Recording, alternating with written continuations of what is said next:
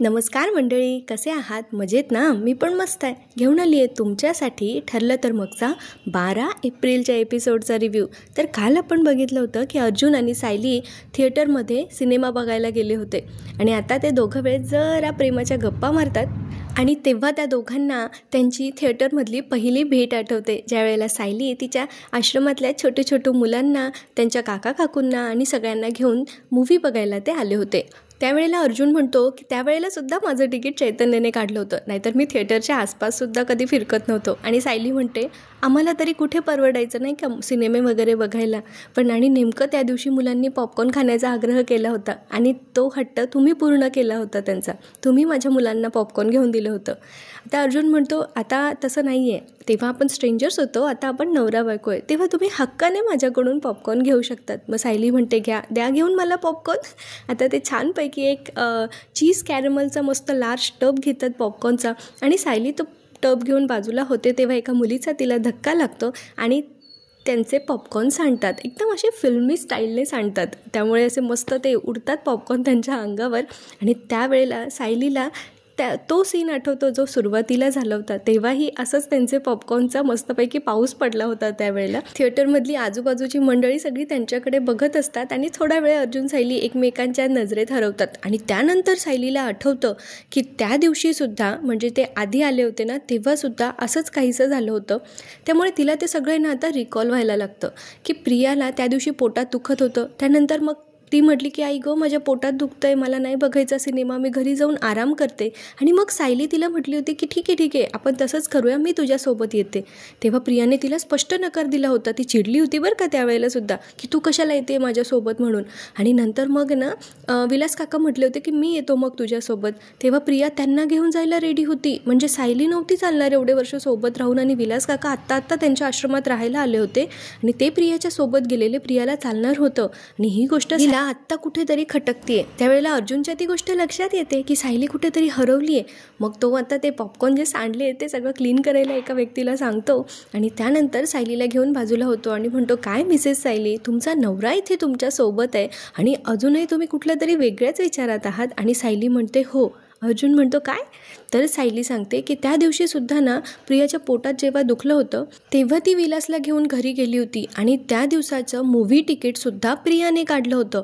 कारण त्या दिवशी काय, मी तुम्हाला थोडक्यात सांगते काय होणार होतं. मधुभाऊंना आहे ना टॅक्स भरलेला नाही आहे म्हणून आहे ना त्यांच्या आश्रमावर पाणी वगैरे सगळ्या गोष्टी या लोकांनी बंद करायला सांगितल्या होत्या. तर मधुभाऊंना कुठले तरी 2.25 लाख रुपये मिळणार होते आणि त्याचा ते टॅक्स भरून आहे ना त्यांच्या आश्रमातल्या आता सगळ्या सुखसोयी ते पूर्ववत करणार होते. पण त्यावेळेला सेलिब्रेशन म्हणून मग ते म्हणतं आपण शिरा करूया. तर प्रिया काय म्हणते की नाही, 4 बेदाणे घातलेला शिरा, तुम्हाला तर माहिती आहे तिचं थोड्यावर काही समाधान होत नाही, त्यापेक्षा आपण मस्त आहे ना सिनेमा बघायला जाऊ असं तिने सांगितलं होतं. आणि तिने थाप अशी मारली होती की तिच्या काही मैत्रिणी आणि ती सिनेमा बघायला जाणार आहेत आणि ते कॅन्सल झालं आहे आणि त्यामुळे मग आता ती तिकीट्स ती आश्रमातल्या लोकांना देणार आहे. तर सायली आणि अर्जुनला इथे हाच डाऊट येतो की दुसऱ्यासाठी तर हिला कधीच काही करायचं नसतं. मग आत्ता असं अचानक काय झालं होतं की तिने सगळ्यांसाठी एवढे मूव्ही तिकीट्स दिले होते. जी प्रिया गहू विकून येते आणि ते पैसे, गहू सांडले असं सांगून ते पैसे स्वतः वापरते, ती प्रिया मूव्ही तिकीट सहज विकू शकली असती असा यांना डाऊट आला आहे आता. त्यामुळे ते विचार करत असतात आणि अर्जुनच्या डोक्यात आता ट्यूब पेटते की प्रियाला एवढी सगळी मूव्ही तिकीट्स कुणी काढून दिली होती, कारण एवढ्या सगळ्या मैत्रिणींचा प्लॅन तर एकाच वेळी काही रद्द होणार नाही ना. म्हणून आता अर्जुन त्या दिशेने विचार करतोय आणि आता ते दोघं काय सिनेमा राहू देतात बाजूला आणि आता पुन्हा अर्जुन इन्स्पेक्टरला घेऊन ह्या इन्व्हेस्टिगेशनला सुरुवात करतो. तर सायली म्हणते इन्स्पेक्टर कशासाठी? तर अर्जुन सांगतो की इन्स्पेक्टर सोबत असल्याशिवाय ना एवढ्या 2 वर्षापूर्वीचा रेकॉर्ड्स आम्हाला हे थिएटरवाले देणार नाही आणि परत आम्ही काहीतरी इल्लिगली केलं आहे असं म्हणून तो पुरावा ग्राह्य धरणार नाही. म्हणून आता अर्जुनने सगळं नाकासमोर चालायचं ठरवलं आहे आणि त्याने एका इन्स्पेक्टर सावंतांना फोन केला आहे आणि आता ते जाणार आहेत तिकडे की ही तिकीट्स कोणी बुक केले होते त्याच्या चौकशीसाठी आता ते तिकडे जाणार आहेत. मग सायली पण म्हणते सिनेमा काय आपण नंतर कधीतरी बघूया. आता ती पण घरी जाते कारण तिला पूर्ण आजींच्या जेवणाची आणि औषधाच्या वेळेची काळजी होती. सायली आता तिकडून निघून गेली. पुढे आपल्याला किल्लेदारांच्या घरचा सीन बघायला मिळतो, कारण प्रिया आली आहे आता किल्लेदारांच्या घरी. मागच्याच एपिसोडमध्ये आली होती आणि ती म्हणते की आता मी मस्त माझं माहेर पण एन्जॉय करणार आहे. आता तिच्यासाठी काहीतरी खाण्यापिण्यासाठी बनवायचं म्हणून सुमन काकी आणि प्रतिमा आत्या तिथून निघून जातात. त्यानंतर ती नागराजला सांगत असते, ह्या दोघी काही इथून टळतच नव्हत्या, बरं झालं गेल्या. आता ती नागराजला म्हणते की अर्जुन सायलीला आहे ना माझ्यावर काहीतरी सॉलिड डाऊट आलाय आणि म्हणून त्या सायलीने माझ्या रूममध्ये कॅमेरा ऑन करून मोबाईल लपवून ठेवला होता. त्या साक्षीला अडकवण्यासाठी सगळे पुरावे नाहीतर ना माझ्याकडूनच मिळाले असते त्या अर्जुनला. त्यावेळेला नागराज म्हणतो, ए शुभ बोल ना जरा, आणि एवढा कसला डाऊट आलाय ग त्याला. तेव्हा प्रिया म्हणते, माहीत नाही, पण मला ना आता आधीपेक्षा जास्त अलर्ट राहावं लागणार आहे. मग नागराज म्हणतो, नाहीतर त्या साक्षीच्या ऐवजी तुलाच फासावर लटकवतील ते. आणि नेमका तो शब्द रविराज ऐकतात. ते म्हणतात, फासावर? कोण कोणाला फासावर लटकवणार आहे? त्यावेळेला नागराज तर काय बंडलबाजच आहे. तो म्हणतो, अगं सुमनने केलेले पराठे ही जर न खाता गेली ना तर हिला सुमन फासावर लटकवेल असं मी म्हणत होतो. तेव्हा रविराज म्हणतात, अरे नवीन लग्न झालंय तिचं, माहेरी आली आहे ती, एवढं कौतुक तर तिचं होणारच ना. आता प्रियाने ड्रामेबाजी सुरू केली आहे. रविराजांना ती म्हणत असते, बाबा मला माझ्या घरी तुमची इतकी आठवण येते ना. तेव्हा रविराज म्हणतात, 4 दिवसात ते तुझं घर झालं का? माझं घर? हां. आता रविराज म्हणतात प्रियाला, बाळा माझ्यामुळे तुझं माहेर दुरावलं होतं, मला माफ करा. दुसरीकडे अर्जुन सायली अजून त्यांच्या थिएटरमधल्या त्या डिस्कशनवरच आहे. मी तुम्हाला आधीच सगळं सांगून टाकलं. ॲक्च्युली ते आत्ता म्हणत असतात की सायलीला आत्ता डाऊट आला आहे, जसं तुम्हाला चैतन्य भाऊजींनी तिकीट्स काढून दिले होते तसेच प्रियाला पण कोणीतरी काढून दिले असतील का? अर्जुन म्हणतो, हां असू शकतं. आणि मग त्यांना आठवतं की ते तिकीट्स कोण काढून देऊ शकतं, तर साक्षी शिकरे. आता अर्जुन सायलीला सांगतो की मी पोलिसांचा मदत घेऊन ते इंटरोगेशन करतो आणि तुम्ही सिनेमा बघू शकतात. पण सायली म्हणते की नको, सिनेमा काय कधीतरी बघता येईल, त्यापेक्षा मी घरी जाते आणि पूर्ण आजींचं जेवण खाण्याचं बघते. त्यावेळेला अर्जुन म्हणतो, कमाल आहात मिसेस सायली तुम्ही, म्हणजे एखादी बायको सिनेमा पाहता येणार नाही म्हणून रुसून चिडून बसली असती आणि तुम्ही काय करताय तर माझ्या घरच्यांची काळजी करताय. सायली म्हणते, अहो ठीक आहे, एवढा वेळ मिळालाय तर मी घरी तो देते. आता सायली तिकडून निघून जाते. इकडे रविराज आणि प्रियाचा सीन कंटिन्यू झालाय आणि आता रविराजांना प्रिया लग्न झाल्यानंतरची मुलगी जशी असते ना तसं बापाला तिचं कौतुक वाटत असतं, तसं इथे रविराजांना आता प्रियाचं कौतुक वाटतंय. ते म्हणतात की मंगळसूत्र गळ्यात पडलं आणि तू एकदम पोक्त बाईसारखी बोलायला लागलीस, एकदम मॅच्युअर, आणि हिरवा चुड्यामुळे तर तू अजूनच सुंदर दिसते. तसंही लग्न झालेली मुलगी बापाला सुंदरच दिसते म्हणा. आणि प्रिया त्यांना सांगत असते, बाबा मी खूप सुखात आहे, आता तुम्ही डोळ्यातून पाणी नाही काढायचं. आणि त्याच वेळेला रविराजांना कुणाचा तरी फोन येतो. बहुतेक ना त्याच गोष्टीसाठी असतो की प्रियाचे कॉल रेकॉर्ड्स त्यांना आता हवे असतात ना अर्जुन आणि सायलीला, त्यासाठी त्यांनी ॲप्लिकेशन केलं होतं. त्याचीच इन्क्वायरी करण्यासाठी आता रविराजांना फोन आला आहे. आणि रविराज पण सांगून टाकतात, देऊन टाका परवानगी, आम्ही काही केलंच नाही आहे तर मग आम्ही घाबरायचं कशाला. आता ते परवानगी देऊन टाकतात आणि फोन ठेवतात. मग नागराज विचारतो की दादा कुणाचा फोन होता? त्यावेळेला रविराज सांगतात की अरे ते तन्वीचे कॉल रेकॉर्ड्स त्यांना याच्यासाठी चेक करायचे, केसच्या संदर्भात अर्जुनने टाकलं होतं ॲप्लिकेशन. तर म्हटलं देऊन टाका परवानगी. आणि तेव्हा इंडिकेटर लागतात ना आता प्रियाचे, कारण तिचे जास्तीत जास्त कॉल तर मैपत आणि साक्षीलाच असणार, त्यामुळे आता ती घाबरलेली असते. मग नागराज म्हणतो, आणि हे काय दादा तू देऊन टाकली परवानगी? त्यावेळेला रविराज म्हणतात, अरे तन्वी कोणाला कॉल करणार आहे? तिचे फोन मला असतील, घरी असतील, तिच्या मैत्रिणींना असतील, त्यामुळे त्याला काय शंका असतील ना त्या त्याच्या करू देत त्याला. नंतर हे सगळं केलं म्हणून तोच आपली माफी मागायला येणार आहे असं रविराज इथे म्हणत असतात. दुसरीकडे अर्जुन आणि चैतन्य आता इन्स्पेक्टर सावंत यांची वाट बघताय आणि त्यांना सोबत घेऊन त्यांना आता त्या तिकीटच्या विचारपूस करण्यासाठी जायचं आहे. आणि इथे आता चैतन्य अर्जुनची खेचत असतो आणि म्हणत असतो की अर्जुन तुझे पाय कुठे आहेत, मला जरा दाखवशील का? म्हणजे जमेल तसा इथून मी वाकून नमस्कार करतो तुझ्या पायांना. तेव्हा अर्जुन म्हणतो का? तेव्हा चैतन्य म्हणतो, तुझ्या इतका सुपर कूल माणूस ना कारण मी आजपर्यंत जगात बघितला नाही आहे. अरे मी तुम्हा दोघांना फिल्म बघायला पाठवलं, ती तर तुम्ही बघितलीच नाही, उलट केसचं काम काढून तुम्हीच इथे मला कामासाठी बोलावून घेतलं. तेव्हा अर्जुन म्हणतो, अरे केस पण महत्त्वाची आहे ना, आणि जेव्हापासून हा तिकीटचा विषय माझ्या बायकोच्या डोक्यात आला ना तेव्हापासून मी पण रेसलेस झालो आहे. चैतन्य म्हणतो, अरे ते इन्स्पेक्टर सावंत आले की त्यांच्यासोबत आपण आतमध्ये जाऊन ते आपल्याला कळणारच आहे की ती तिकीट्स नेमकी कोणी काढले होते, पण तोपर्यंत मला तुझ्या पायाचा फोटो तरी काढून घेऊ दे, म्हणजे तो मी भिंतीवर लावेल आणि रोज त्याचा नमस्कार करेल. तेव्हा अर्जुन त्याच्यावर चिडतो आणि म्हणतो, just shut up your mouth. आता अर्जुन सिरियस झाला आहे. तो म्हणतो, दामिनी या केसवर आल्यापासून ना मी एक सेकंदसुद्धा वाया घालवू शकत नाही. इन्स्पेक्टर सावंतला फोन लाव आणि कुठपर्यंत आलेत ते विचार. त्यावेळेला चैतन्य म्हणतो, अरे पण तेव्हा अर्जुन म्हणतो, इन्स्पेक्टर सावंतांना फोन लाव. आता चैतन्याला लावावंच लागतो. इकडे प्रिया जाम घाबरली आहे. ती रविराजांना म्हणत असते, बाबा त्याने मागितली म्हणून काय देऊन टाकायची का तुम्ही परवानगी? त्यावेळेला रविराज म्हणतात, अगं तो ना तुला कसल्या तरी गुन्ह्यात अडकवायला बघतोय आणि तो जितका जास्त तुला अडकवण्याचा प्रयत्न करेल ना तितकी जास्त तुझी साक्ष खरी आहे हे सिद्ध होईल, त्यामुळे त्याला एकदा तोंडावर आपटलेलंच बघायचं आहे मला. त्यावेळेला नागराज म्हणतो की दादा, रविराज किल्लेदारच्या मुलीवर संशय घेतला गेला आहे. नाही म्हणजे तन्वीच्या कॉल रेकॉर्ड्समध्ये काय असेल म्हणा लपवण्यासारखं, पण तरी पण तो नाचवतोय आणि आपण नाचत गेलोय असं नको ना व्हायला. अरे रविराज किल्लेदारांची मुलगी आहे ती, तुझा अपमान आहे हा. त्यावेळेला रविराज म्हणतात, अरे कोर्टाची प्रोसिजर आहे ही, याच्यात मान अपमान असं काही नसतं.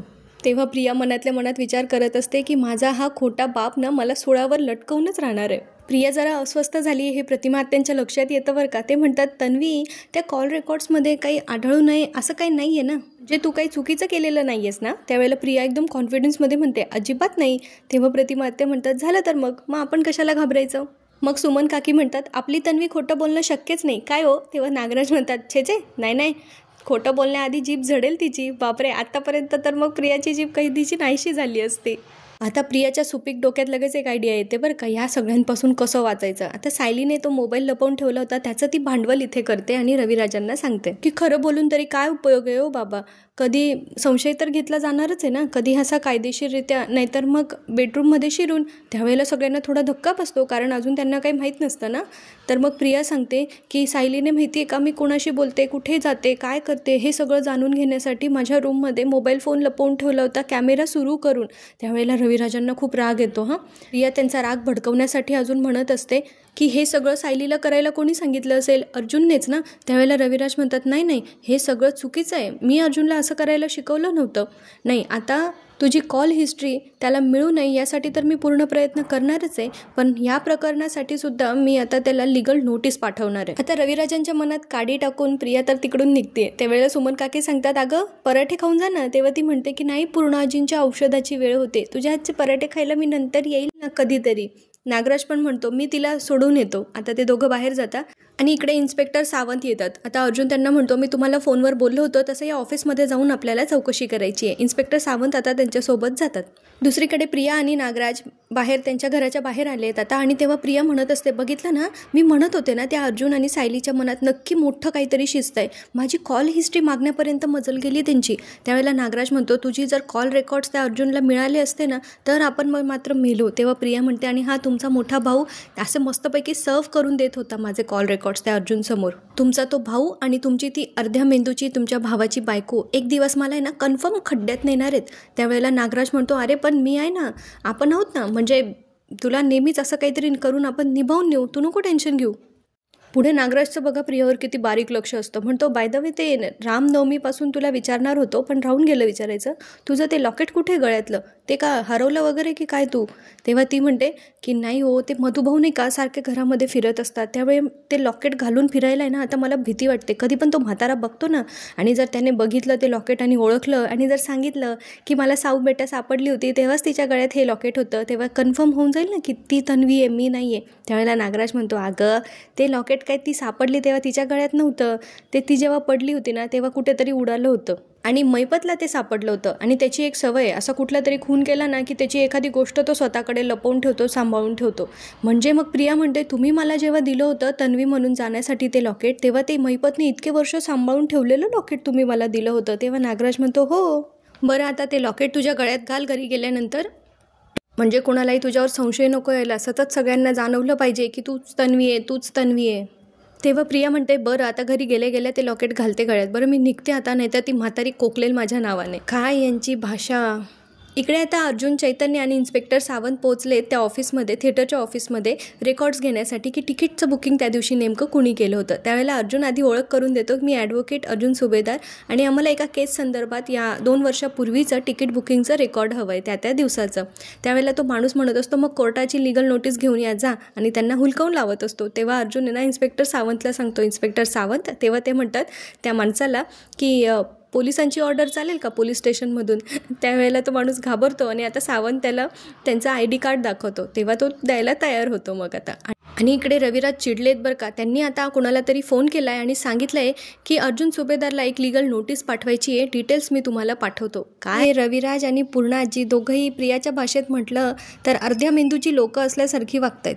इकडे त्या थिएटर ऑफिसमधल्या माणसाला सगळे तिकीट रेकॉर्ड्स त्या दिवसाचे सापडलेत. तो सांगत असतो की आमच्या थिएटरचं एक ॲप आहे ज्याच्यामध्ये आमचं हे तिकीट बुकिंग जे असतं हे सगळं आम्ही रेकॉर्ड सांभाळून ठेवतो. आणि आता ते शोधल्यानंतर, त्या तारखेचं रेकॉर्ड शोधल्यानंतर त्यांच्या लक्षात येतं की त्या दिवशी ते बुकिंग जे होतं ते दुसरं तिसरं कोणी नव्हतं केलेलं, तर साक्षी शिकरेने केलेलं होतं. आणि अर्जुन आणि चैतन्याला आता एक ठोस पुरावा मिळाला आहे साक्षी शिकरे विरुद्ध. आणि आता अर्जुन त्याला सांगत असतो त्या माणसाला की मला याचे प्रिंटआउट्स काढून द्या. हा पुरावा तर मस्त मिळाला आहे अर्जुनला, पण आता दामिनी याचा कसा वापर करून घेईल की आता परत हा पुरावाही कचऱ्याच्या डब्यात जाईल काही सांगता येत नाही. बघणं इंटरेस्टिंग असणार आहे. पुढे आता सुभेदारांच्या घरचा सीन बघायला मिळतो. पूर्ण आजी कुठून तरी दमून भागून आता घरी पोचलाय. आल्या त्या विमलताईंना आवाज देत असतात, पण त्या काही तिथे नसतात. म्हणून मग सायलीच त्यांच्यासाठी पाणी घेऊन येते. त्यावेळेला सायली त्यांना विचारते, खूप दमलायत का तुम्ही? तेव्हा पूर्ण आजी म्हणतात, आता ऊन इकडे आहे एवढं म्हटल्यानंतर घामाघूम तर होणारच ना. मग सायली त्यांना विचारते, मी लिंबू पाणी आणू का तुमच्यासाठी? पण पूर्ण आजी म्हणतात नको. मग सायली म्हणते म्हणजे आणतेच. आता ती घेऊन येते लिंबू पाणी. पूर्ण आजी घेतात खरं तिच्याकडून लिंबू पाणी आणि पहिलं घोट घेतल्या त्या एकदम तृप्त होतात. त्यांना मस्त वाटतं. किती छान वाटतं ना असं बाहेरून उन्हातून आल्यावर गार लिंबू पाणी मिळालं तर. तसंच काहीसं इथे पूर्ण आजींना वाटत असतं. तेवढ्यात दारावर एक मुलगा येतो आणि तो म्हणतो, ॲडव्होकेट अर्जुन सुभेदार. सायली म्हणते आलेच. आता तो मुलगा सायलीच्या हातात एक नोटीस देतो. तिथेच आहे ना प्रिया उभी असते बाहेर.